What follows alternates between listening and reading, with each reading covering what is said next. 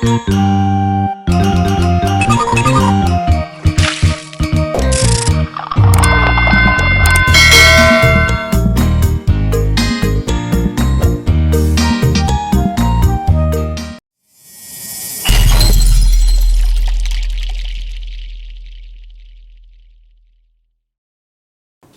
shalom saudara, apa kabarnya?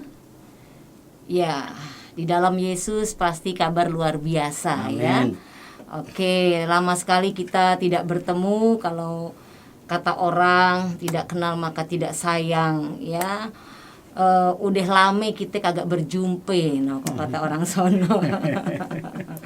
Saudara, biarlah lewat tayangan ini saudara diberkati, baik Yes. yang ada di Indonesia maupun yang ada di luar negeri, di luar kota, ya, yang menyaksikan tayangan Amin. ini. Karena maksud dan tujuan kami adalah supaya saudara yang belum kenal Yesus menjadi percaya Yesus, mendapat keselamatan, ya. Bagi saudara mungkin yang di dalam keadaan sakit, penyakit, saudara dengan iman kepada Yesus, saudara bisa disembuhkan, ya, diberikan penghiburan, Amin. diberikan damai sejahtera karena Yesus itu adalah Raja Damai. Ya, saudaraku, lewat tayangan ini mari kita sama-sama memberitakan kabar baik, kabar keselamatan yang Tuhan berikan kepada kita, sehingga keselamatan itu tidak kita miliki sendiri, tetapi kita boleh berbagi, ya Pak, ya. Yes. Oke, pada saat ini juga saya kedatangan hambanya yang begitu Tuhan kasihi, ya. Secara manusia mungkin tidak akan menjadi miliknya Tuhan Yesus. Tetapi Tuhan Yesus memilih orang yang mau dipanggil, yang mau menyambut uluran tangan kasih-Nya. Dia tidak memaksa, dan dia juga memberikan suatu buat kita ini, terserah lu mau ikut apa enggak gitu, ya. Kembali lagi bukan suatu paksaan, karena Yesus datang ke dunia ini tidak memberikan suatu ajaran agama, tetapi dia memberikan dan menawarkan jalan keselamatan hidup yang kekal. Nah, Amin. saat ini saya bersama hambanya. Kalau dari farmnya ini, saudara mesti tahu, yaitu latar belakang yang sangat fanatik sekali, dan tidak mungkin kembali lagi secara manusia, nggak mungkin Bapak Rinaldi percaya kepada Yesus, ya, kepada Isa Al-Masih. Tapi itulah Tuhan Yesus yang begitu dahsyat dan luar biasa, ya. Ya, Bapak Rinaldi Caniago, ya, silakan Bapak untuk memperkenalkan diri, sapa dulu saudara-saudara kita yang ada di manapun mereka melihat tontonan tayangan ini. Salam saudara-saudara yang dikasihi Tuhan. Ya, shalom. Biarlah berkat Tuhan turun atas saudara-saudara sekalian, karena kasih karunia yang telah menyelamatkan kita. Iya. Amin, amin. Iya. Baik saudara, kita mau ngobrol-ngobrol santai nih Pak. Ya.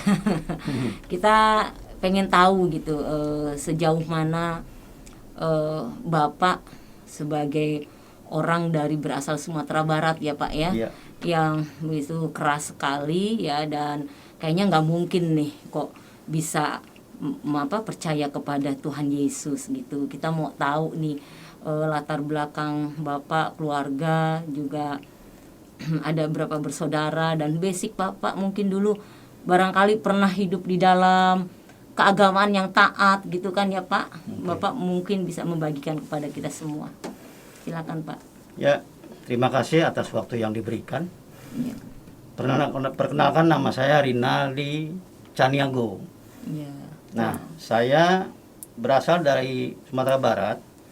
Namun demikian, saya itu lahir di Padang, umur kurang lebih dari setahun, ayah saya dimutasi dalam pekerjaan sebagai PNS. Nah, saya tinggal di Jakarta kurang dari setahun, di Jakarta Pusat. Nah, adapun demikian, orang tua saya itu, yang bapak saya itu kerjanya Departemen Kehakiman. Ibu saya ini di Departemen Pendidikan dan Kebudayaan, PDK, tapi dia menjadi guru PNS. Dia seorang guru agama, bahkan dosen guru agama. Nah, saya biasa punya keluarga besar, ada 11 orang anak bapak saya. Oh, kesebelasan ya. Ya. Nah, kalau kita memang hidup di dalam yang lama itu, kita sudah terbiasa dengan kita punya ketekunan tentang ibadah. Iya. Bagaimana kita sholat, bagaimana kita mengaji, bagaimana kita beramal, atau gimana kita hidup di dalam agama tersebut. Iya, iya. Nah, setiap hari saya diwajibkan sholat. Orang tua saya ini orang tuanya keras, karena bapak saya ini dia pendidikan Belanda. Dia disiplin, jujur, tegas, galak, dan bengis. Waduh, komplit. Paketan komplit. Tapi ya kesenangannya adalah happy. Dia juga bekas mantan pemain musik. Oh gitu Iya, ya. Jiwa seni ada ya. Main biola. Oh gitu. Iya, Pada iya. saat di Medan dia ada bioskop dulu masih gagu. Ya kan? Dia yang mengisi suara musiknya. Oh gitu. Ya. Nah, saya lanjutkan. Ibu saya ini juga seorang guru agama yang cukup tangguh ya. Artinya dia tuh mengerti arti daripada isi-isi di dalam kitab-kitab Al-Quran. Nah, karena kehidupan saya sekeluarga itu begitu ketat ya. Kalau saya misalkan sholat subuh itu, kalau saya belum bangun saya disiram. Suruh bangun loh, sholat Iya. loh. Padahal Bapak tiap hari diteriakin loh Pak, suruh bangun loh Pak. Nah, itulah. Tapi kenapa? Lebih baik ambil bantal aja tidur lagi gitu ya, Iya, daripada harusnya. sholat. Tapi karena itu suatu kewajiban untuk menjalankan agama ya. Iya, iya. Saya disiram, kalau nggak disiram ya ada sapu lidi itu ya. Beberapa batang diikat, disabet, itu kan pedas. Ya kan? Langsung kebangun itu. Iya, iya, iya, iya. Itu selalu. Enggak saya, enggak kakak saya, ya. Itu selalu begitu. Iya. Nah, kebetulan juga saya mengaji, ya. Karena saya diajar mengaji, ya. Saya umur 4 tahun saya udah bisa baca Al-Qur'an, terutama kitab-kitab kecil. Ya. Akhirnya saya ya menjalankan agama. Tapi kehidupan saya ini saya sebenarnya senang baca. Iya. Ya. Saya kutu buku. Walaupun saya brengsek, saya bandel, saya kriminal juga, tapi saya taat beragama. Nah, Ya, saya jangan masih terus ya. Iya. Saya tuh sering baca buku 24 dan sampai 25 Nabi dan Rasul. Nabi Adam, Nabi Idris, ya semua nabi. Itu menceritakan tentang kesibukan nabi-nabi tersebut. Nah, di dalam nabi-nabi tersebut itu saya sangat terkagum-kagum dengan Nabi Isa. Iya. Ya, Nabi Isa tuh ceritanya di dalam buku itu, dia itu bisa membangkitkan orang mati. Wah, ini kok bisa gitu ya. Nah, dia juga bisa ada tanah ya digulung-gulung, ditiup terbang Jadi burung gitu. jadi burung. Itu saya baca di buku itu. Iya, iya, iya. Nah, terus saya juga sering baca komik ya. Komik itu yang menceritakan tentang surga dan neraka. Nah, ada 2 orang manusia, yang satu namanya Saleh, yang satu namanya Karma. Si Saleh ini rajin beribadah, sholat Jumat, sedangkan si Karma minum-minum, main perempuan. Akhirnya si Karma ini masuk neraka. Ya, ihdinas siratal mustaqim. Iya. Ya. Ya Allah, tunjukilah aku jalan yang lurus. Si Karma ini nggak mau beramal. Dia berbuat maksiat terus. Masuklah dia ke neraka. Di neraka itu ya, ngeri ngelihatnya. Ada orang lidahnya dipotong. Ada orang lagi dibakar, ya. Ada orang di dalam lautan api dan nanah belerang, itu ditusuk pakai Kayak sate ya. ya, pakai besi Panas. panas. wah ngeri banget. Nah, ya saya akhirnya nggak baca sorga lah. Akhirnya saya nggak baca-baca itu lagi karena mengerikan. Kalau sorga kan udah pasti Enak, mantap lah ya, enak lah. Nah, saya juga sering puasa. Saya puasa itu dari kecil, pokoknya sampai saya SMP kelas 3, itu pokoknya top saya. Nggak pernah saya ketinggalan. Nggak pernah kalah ya. Nggak pernah kalah, nggak pernah batal. Bablas terus. Iya. Tapi kalau udah menjelang SLA, ya saya sekolah STM, saya udah mulai malas ibadah. Ya kan? Ya malum lah pengaruh. Nongkrong-nongkrong gitu. Iya. Saya juga narkoba, saya juga peminum, saya juga pemain musik. Ya. Nah itu gandengan tuh Pak. Nah. Ibarat Mur dan Baut gandeng tuh. Iya. Udah narkoba main musik fly. Paketnya lah. Nah, saya dikenal di tempat saya tinggal. Ya, saya jago gitar dulu tahun-tahun 70. Saya main di restoran-restoran ya di daerah kota Glodok. Terus juga di nightclub. Cuma saya tuh biarpun bandel, saya nggak pernah main perempuan. Bukan soalim, karena apa? Keluarga saya banyak perempuan. Ya, dulu bosan lihat perempuan. Iya, saya masih percaya dulu. Nanti ada hukum karma. Ntar kakak lu digituin orang lagi. Iya, iya. Udah. Ya saya bandel buat diri saya. Dan narkoba buat diri saya. Ya kan? Nah, kehidupan rumah tangga di rumah itu karena kita banyak, semua kita kerja, kakak-kakak saya kerja semua. Tapi nggak pernah ada damai gitu loh. Berantem dulu. Iya, iya. Ya kan?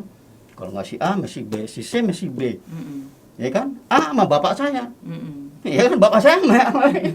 Jadi nggak ada damai gitu. Neraka Nah, nih situasinya ya. Damai itu bukan karena materi ya. Iya. Nah, jadi saya lanjutkan. Saya kenal dengan seorang perempuan, pacar saya nih. Ya. Dia belajar gitar sama saya. Saya ajarin. Kok cepat bisa? Akhirnya kita adalah hubungan. Cuma sayangnya dia ini orang Kristen. Iya. Aduh. Nah, kan? Nah, saya berjalan setahun, 2 tahun, akhirnya karena dia sarjana hukum, saya sekolah sampai di STM, dari orang tuanya nggak cocok. Akhirnya saya pacaran di luar, backstreet. Nah, kalau ketemu bahaya, ya. Tapi akhirnya kita janji di luar. Kadang-kadang kita jalan-jalan kemana-kemana. Tapi kalau udah sebulan nih nggak ketemu, ya kebetulan bisa-bisanya nganterin pacar saya ke gereja. Padahal Saya paling benci loh iya, sama orang Kristen. jangan kan masuk gerejanya di pekarangannya tuh dibilang haram, najis. Nah, dulu waktu saya bangunin sahur orang ya, itu rumah orang-orang Kristen tuh saya lemparin kaleng black. Ya kan? Terus orang Kristen juga hari Minggu ya kerja bakti nggak mau. Saya dulu pernah jadi RT, saya perhatiin ini orang enak banget ya hidupnya. Ibarat cuma seminggu sekali. Saya benci banget dasar. Nah, di sebelah rumah saya tuh ada musola. Itu kalau khotbah ceramah itu selalu aja ngejelekin Kristen. Orang kafir lah. Nah, orang kafir itu dibilang adalah kayu bakar api neraka. Pakai speaker toa. Kadang-kadang juga ceramahnya tuh ya maaf ngomong nggak ini, dia mengeluarkan ayat-ayat Al-Quran berbicara tapi artinya nggak tahu. Ibu saya tahu. Itu mah ketika peristiwa ini nggak nyambung khotbahnya. Jadi ibu yang menerjemahkan di Iya. rumah. Orang tua saya perempuan tuh dia memang hebat karena dia Arab gundul jago baca. Cuma saya nggak nurunin. Nah, akhirnya di dalam keluarga kita ada yang belajar ilmu lah pakai agama, Asmaul Husna. ya kan? Ada yang macam-macam, ada yang broken home. Karena perlakuan bapak saya ganas, main pukul, ya, dia kesenangan dia nggak diturutin, wah udah main tangan. Nah tiap hari kita itu di rumah sampai malu, tetangga kiri kanan, gue di rumah seuprit-uprit kecil, berantem lulu. Udah, saya sebagai orang Minang, saya anak paling kecil, ya, saya sebagai anak, artinya saya sebagai nini mama, orang yang harus menentukan kalau kakak saya menikah dengan siapa-siapa, saya berhak yang memutuskannya, setuju, ya memutuskan, betul. Nah tapi saya karena sering baca dulu buku Isa Al-Masih, nah saya nganterin pacar saya ini ke gereja, saya nunggu di luar. Daripada kita nggak ketemu, biarinlah. Yang penting gue biar haram-haram juga gue datang dah nganterin dah, biar sampai depan juga kagak apa-apa gitu. Iya. Saya ke Blok M itu, ada gereja situ. Ya, saya naik taksi. Udah saya nunggu di warung, saya ngerokok. Ada bir, saya minum bir. Pacar saya tuh ke gereja di dalam. Pokoknya itu waktu berjalan terus. Ya, sebulan 2 bulan. Saya rutin. Paling minimal saya 2 minggu sekali saya nganterin dia ke gereja.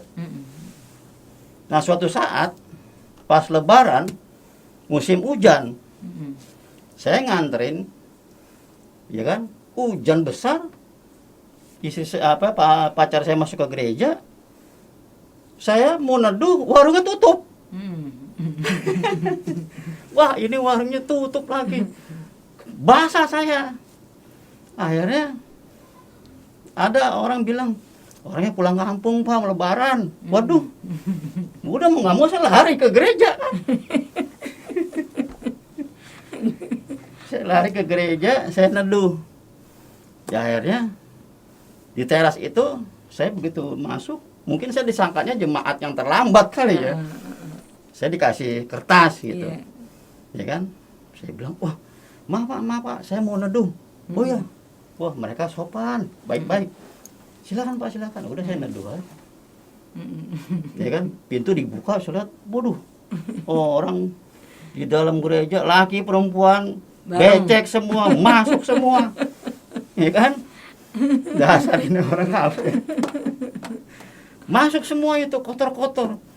Kalau kita kan mau masuk ke rumah ibadah kan harus bersih, ya kan? Cuci semua. Dia nggak sepatu, becek-becek masuk, ya kan?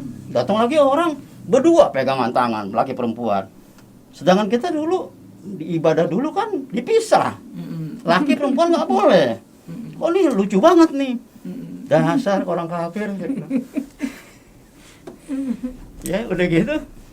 Akhirnya ya, hari itu karena kita gini Pak, kita ibadah kita itu bukannya secara tubuh ya jasmani ya, tapi kita menyembah Tuhan itu di dalam roh dan kebenaran. Jadi setelah Bapak tahu ini ya, jadi memang itu ibadah kita Tuhan melihat hati kita gitu. Ya, karena karpet merah itu. Iya. Ya kan pintu dibuka, wah karpet. Saya lihat, wah ada salib di belakang tuh, besar di belakang mimbar. Udah gitu ada pendetanya lagi khotbah. Ya kan, jenggotnya panjang, mukanya mengkilap. Dasar nih orang kafir mukanya pada mengkilap nih. Kayu bakar neraka saya bilang. Saya kutuki terus itu. Udah saya masuk lagi. Nah, karena cukup lama ya, saya balik lagi. Nah, pas ada orang mau keluar, mungkin ada bawa anak kecil. Saya lihat itu lagi salib itu lagi, salib gede. Akhirnya mereka tuh lagi doa syafaat rupanya pendeta ini. Kok sepi banget. Nah, disitulah dia berdoa, semua didoakan. Ya. Dari mulai anak-anak Tuhan, dari mulai pemerintahan, bangsa dan negara, ya. Sampai masyarakat, sopir taksi, supir bajai, tukang bangunan, semua didoakan. Bahkan saudara-saudara kami yang sedang menjalankan ibadah puasa, kiranya Tuhan memberkati mereka. Saya terkagum-kagum. Akhirnya saya dengar terus, bahkan Iran waktu dengan Irak dulu lagi perang. Kiranya Tuhan berilah kedamaian buat negara ini. Wah, kok nih nggak pernah saya mendengar doa seperti itu. Akhirnya saya merasa bukan di situ loh. Saya nggak tahu. Pikiran saya blank. Saya hanya dengar doa itu aja. Saya bilang, oh nih luar biasa ini ajaran. Luar biasa. Tapi saya pikir, udahlah, orang kafir aja lah. Udah. Akhirnya saya biasalah hidup seperti biasa. Sebulan 2 bulan, kurang lebih sebulan lah. Saya pada saat itu mimpi saya lagi jalan, ya, nggak pakai baju, pakai celana buntung. Dulu kan musim celana buntung bujin. Saya itu penuh kotoran, kayak montir lah, habis bongkar-bongkar mobil pokoknya. Saya merasa kehausan, saya merasa mau jatuh, merasa pengen pingsan. Akhirnya saya berjalan terus, saya mencari air. Nah, di depan tempat saya itu sepertinya ada suatu bangunan yang kayak macam gudang yang sudah tidak terpakai, yang sudah bertahun-tahun sampai ditumbuhi oleh semak-semak belukar. Nah, karena saya takut kemalaman atau kesorean, saya masuk. Saya buka itu, rupanya pintu pagarnya nggak dikunci. Saya giniin, terbuka. Saya masuk terus, pintu gerbang yang besar itu terbuka sedikit. Tapi saya nggak mau masuk karena saya cari air. Di pojok sana ada keran. Dulu kan ada keran ledeng tuh ya, dari Kuningan. Wah, dengan rasa bener-bener saya pengen minum. Mimpi saya berhenti. Saya kebangun, kok saya mimpi aneh nih, astagfirullah. Oh, mimpi apa ya begini banget. Udah. Jadi dengan singkat kata, mimpi itu berulang-ulang sampai 3 kali. Menjelang 2 minggu setelahnya, saya mimpi itu lagi. Persis. Saya berjalan, saya kehausan. Seperti mimpinya ini kayak nerusin saya main film. Iya, Saya buka keran, cari air, ya kan? Saya haus. Saya buka dengan tertati-tati, nggak ada airnya. Wah, kosong. Terus saya lari lagi ke sana, nggak ada air. Nah, lucunya itu mimpi saya berhenti lagi. Akhirnya saya bangun, astagfirullah, kok mimpi saya sama gitu. Kayaknya kemarin mimpinya ini, terus mimpi ini begini lagi. Udahlah. Nah, ini agak lama ini, sekitar 1,5 bulan, ya kan? Saya biasalah, waktu ini suka minum ya minum, tetap jalan ya, terus main gitar. Saya juga suka azan di musola sebelah rumah itu. Ya kan, begitu buka puasa tek, ya kan, ini kopi, es kelapa, teh manis, cendol, terakhir bir, numpuk. Ya. Tapi begitu minum teh anget, kenyang, langsung Allahu Akbar. Saya selalu begitu. Itu saya jalankan lebih dari 3 tahun tiap hari. Nah, akhirnya 1,5 bulan kemudian, ya, saya menjalani kehidupan itu, mimpi lagi. Nah, mimpi itu kayaknya diulang lagi. Ya, saya pakai baju, ya kan? Tiba-tiba nggak pakai baju, saya pakai celana doang. Saya kotor, tiba-tiba saya buka itu pintu gerbang. Saya cari air. Di dalam pintu gerbang itu, di dalamnya itu gelap. Gelap banget. Tapi ada cahaya sedikit. Nah, karena saya pikir saya kecapean, Sudah deh, saya nggak mau cari air, nggak mungkin ada air. Akhirnya saya mau tidur. Saya naik, ada mesin-mesin, ada jerami-jerami. Ini saya naik. Pas saya mau naik itu, saya rebahan. Seperti saya mau tidur, tiba-tiba salib yang di Blok M itu, yang di gereja itu, mau rubuh meniban saya. Saya berontak-berontak, waduh, wah, saya mau ketiban salib ini. Salib itu besar, 4 meter, 3 meter lah. Ya kan? Akhirnya saya ketiban itu, pas ketiban itu, saya nggak ketiban salib. Jarak sejengkal, saya udah mau mati. Ya kan? Di situ ada suara. Saya ditepuk. Jangan takut. Akhirnya, begitu saya bangun, saya merasa aneh. Apapun yang saya rasakan, kayaknya tuh saya udah tersentuh. Ya. Panggilan Tuhan sebetulnya sudah ada terhadap Bapak, cuma Bapak nggak peka ya, nggak meresponin ya. Tetapi Tuhan sudah memberikan tanda melalui mimpi. Jadi, ya. Keluarga yang begitu saling ribut terus. Jadi saya di situ menemukan rasa damai. Ya kan, akhirnya saya pacaran lama, saya mau menikah. Keluarga saya tanya, bagaimana calon pacar saya mau masuk Islam nggak dia? Gampang, saya bilang. Tapi saya dalam hati saya mau ke gereja nih, mau dibaptis saya pengennya. Iya, karena apa? Saya mengkombinasikan antara doa dengan salib itu. Doa itulah yang nggak bisa hilang saya. Kok doa ini kok luar biasa gitu loh, semua didoakan. Sedangkan kita waktu itu mendoakan orang kafir aja nggak boleh, mengucapkan selamat Natal aja nggak boleh. Tapi mereka sama semua. Tuhan memberkati. Bahkan bangsa Indonesia, seluruh dunia didoakan oleh satu orang. Suasananya sepi, diam semua. Sepertinya Tuhan berbicara dengan saya, sepertinya. Saya akhirnya bilang, oh inilah luar biasa ini. Isa ini, saya ingat dulu waktu baca-baca, bisa menyembuhkan orang mati. Pantesan ya, dia itu mati, bangkit. Lahir, mati, dan bangkit. Ya, dia hidup.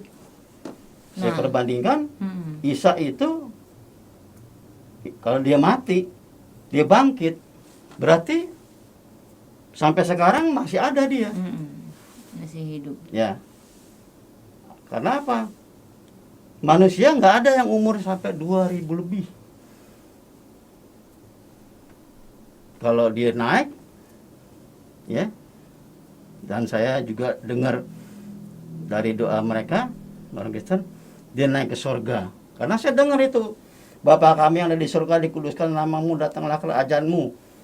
Jadilah kehendakmu di bumi seperti di surga. Coba bayangkan, kita minta sama Tuhan, di bumi seperti di surga. Iya, Wah, kayak itu, apa itu indahnya? Kayak apa indahnya tuh? Iya. Hah? Apa nggak kepengen kita begitu? Terus pada akhirnya Bapak memutuskan untuk menjadi orang Kristen gitu ya, menerima Tuhan Yesus gitu ya. Nah itu pada saat mau menikah atau memang sebelumnya sudah akhirnya Bapak ambil keputusan sendiri? Pada saat itu rumah saya dibongkar karena dibebaskan, dijadikan sekarang hotel Shangri-La. Oh gitu. Nah, karena saya di situ sebagai RT, semua tetangga-tetangga udah pada pindah, nggak tahu kemana. Saya ngurusin tanah itu, uangnya saya kasih ke ibu saya, ya kan? Dan saya ada panggilan.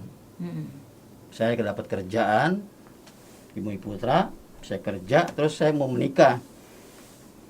Nah, pacar saya bilang, kapan kita gini-gini, teman-teman juga udah pada bosan, kapan sih lu pacaran lu, ya kan. Akhirnya ya kebetulan ketahuan saya pacaran nih, Sama pacar orang saya Kristen. ini sama maminya ketahuan, Oh. marah-marah, maminya ngamuk, diusir dia. Saya ungsikan ke temen, akhirnya saya bawa ke omnya. Tapi saya udah ngomong-ngomong sama omnya gimana jadinya, best friendnya ini. Ya saya sebetulnya saya percaya om dengan Isa Al-Masih. Bukan ini seperti tadi Bu Eli bilang, tidak ada paksaan, ya kan? Kita disuruh memilih. Ya. Tapi karena memang saya sudah tersentuh, hati saya nih nggak bisa dibohongin. Inilah jalan kebenaran dan hidup. Iya. Amin. Akhirnya Bapak terima Yesus sebagai Tuhan Ya. dan Juru Selamat ya. Ketika itu kita ingin menikah. Mm-mm. Akhirnya saya suruh belajar agama ya di GPIB Sion. Artinya suruh CD apa ya. Saya belajar. Nah, itu dalam pelajaran itu juga masih bingung, bapak, anak, Putra. Tuhan kok bapak nih, anak kok bapak. Tapi hati saya penuh dengan kedamaian. Betul. Ya, karena dia Raja Damai, Ya. Bapak sudah menerima, menyambutnya, Bapak pasti rasakan itu. Iya. Memang segala sesuatu kalau kita mengundang Yesus dalam hidup kita, pasti ada rasa yang berbeda, itu Pak. Ya. Damai yang tidak seperti dunia berikan ya. Betul. Pasti rasanya berbeda sekali. Nah, ketika Bapak memutuskan untuk menjadi anak Tuhan, otomatis keluarga kan dengar nih. Ya. Nah, bagaimana reaksi dari keluarga sendiri setelah mereka tahu kalau Bapak jadi Kristen gitu? Nah, jangankan keluarga udah pastilah ngamuk-ngamuk. Bahkan saya sama teman-teman saya dikejar-kejar. Kalau ketemu saya dibunuh, ya kan? Kalah sama perempuan, goblok lo.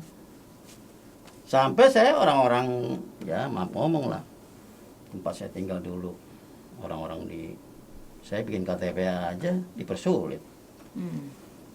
Kakak saya ngamuk-ngamuk, ibu saya nangis-nangis, bapak saya udah meninggal waktu itu, ya kan. Sampai kakak saya bilang, oh nggak selamat lo hidup lo, ya kan, ngomong Padang begitu. Ibu saya ngomong juga, hilang anak dan cek, ya kan. Tapi akhirnya ya saya melawan, enggak. Kakak saya yang di atas saya nih, yang laki-laki, bilang, lu jangan ke rumah lagi, orang-orang rumah nggak mau melihat kamu ya, karena kamu udah murtad. Sampai ada yang meninggal, saya nggak boleh, jangan dekat-dekat orang kafir. Orang tua saya meninggal, ibu saya meninggal, saya nggak dikasih dekat-dekat, tapi saya dipanggil. Ya kebetulan di rumah saya itu kalau tulang punggungnya saya, artinya karena sering ribut, keluarga saya ada yang agak sedikit sakit jiwa, belajar ilmu agama, ada yang broken home. Bapak saya sakit puluhan tahun, saya ngurusin. Rumah saya sering kebanjiran, saya ngurusin. Jadi saya tuh semua yang jelek-jeleknya, yang apa betulin apa, semua saya. Tapi ketika Tuhan menerima saya, Dia memberikan kedamaian dalam hati saya. Saya dilempar dari keluarga. Sampai saya dipaksa pun, saya sampai bicara begini. Ya, hati saya nggak bisa dibohongin. Akhirnya saya pindah, diusir. Ya kan, saya menikah, diusir. Nikah itu saya udah diusir. Ya kan, saya ngontrak rumah 2 tahun. Langsung saya bayar. Saya nggak pernah pulang. Sampai saya ada kali sekitar 18 tahun saya nggak ketemu keluarga. Tapi sekarang sudah keluarga sudah gimana hubungannya dengan Bapak? Karena orang tua saya dua-duanya udah meninggal. Keluarga ya saya yang tadinya 11 jadi tinggal 4. Waktu 35 saya udah diterima kembali karena biasa. Amin. Untuk kalau saya diperlukan, karena kan kakak saya, ipar saya segala macam, anak-anaknya kalau sakit saya yang ngurusin semua. Sampai meninggal saya. Tapi kalau udah mau dimandiin apa saya nggak boleh. Lo jangan di sini deh lo. Ya kan? Ya, setelah terima juru selamat dalam hidup Bapak, apa yang Bapak rasakan nih? Tentunya ada yang berbeda dong pastinya ya. Ya. Ya. Jadi mengikut Tuhan itu sebetulnya tidak mudah. Ya. Tapi bukan karena hebat dan kekuatan kita. Karena apa? Tuhan sudah memilih kita. Ya. Makanya kalau kita sudah menerima kebenaran, walaupun hidup kita diproses oleh Tuhan, tetap kita sekali Yesus, tetap Yesus. Amin. Ya, siap. Sekarang dirasakan indah sekali ya Pak ya. Ya. Rancak bana. Rancak bana.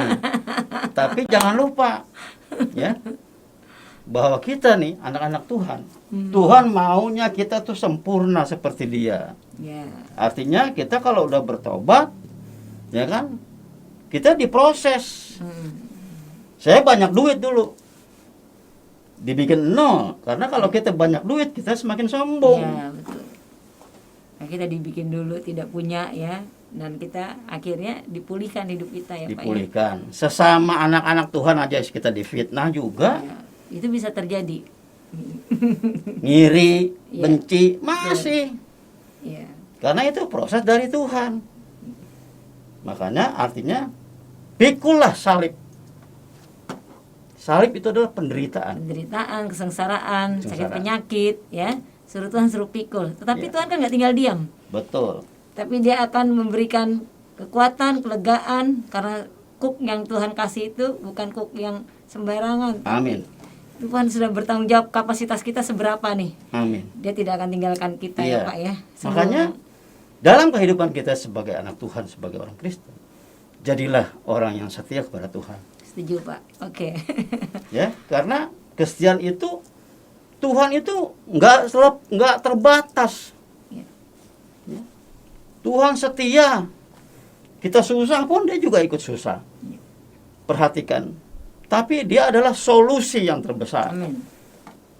Kalau kita nggak dibikin proses, ya kan, kita jadi anak-anak gampang. Ya, dan tidak bisa bersaksi ya, Ya. tentang apa yang dirasakan. Oke, baik. Dan indah pada waktunya. Ya, betul. Sekarang dulu saya nggak makan. Justru Ya. sekarang makan terus ya. Ya. Artinya kehidupan saya itu sampai diproses sampai 0. Pernah saya punya beras gelas, ya kan? Rumah ngontrak, anak masih kecil-kecil, kerja enggak. Tapi Tuhan pelihara. Tapi saya nggak ngemis-ngemis. Ya. Ada aja bantuan melalui orang yang Tuhan pakai. Amin. Tapi kalau kita setia dengan Dia, indah pada waktunya. Sekarang saya sudah punya rumah, Amin. anak saya kuliah semua selesai, Wow. Luar kerja biasa. semua.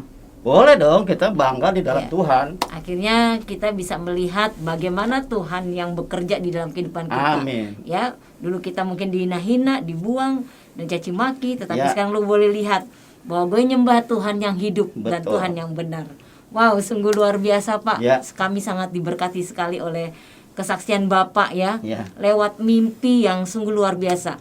Amin. Memang kadang Tuhan seperti itu Pak. Ya, Dia hadir memilih orang, caranya masing-masing berbeda-beda. Ya, bisa lewat mimpi ya, bahkan bisa ya cuman lagi asik bersujud dipanggil-panggil gini aja ya. Macam-macam Tuhan kalau sudah memilih umatnya. Pak Renaldi, saya berterima kasih banyak. Kami sungguh diberkati lewat kesaksian Bapak. Saya berharap kita semua juga mengalami perjumpaan pribadi dengan Tuhan, Amin. sehingga kita tidak hanya sekedar menjadi orang Kristen yang ikut-ikutan atau yang gampangan, tetapi kita boleh mengalami sendiri pribadi kita bagaimana Tuhan bekerja di dalam kehidupan kita, sehingga kita boleh menjadi contoh dan menjadi buah yang dapat dinikmati banyak orang, buah hasil pertobatan kita. Yes. Ya, Puji Tuhan saudaraku, demikian bincang-bincang kami dengan hambanya yang Tuhan kasihi. Dan biarlah melalui tayangan ini saudara sungguh diberkati. Sekali Yesus tetap Yesus. Saudara harus berkomitmen, punya iman yang militan ya, dan tidak menjadi anak-anak Tuhan yang gampangan. Shalom, Tuhan Yesus memberkati. Amin.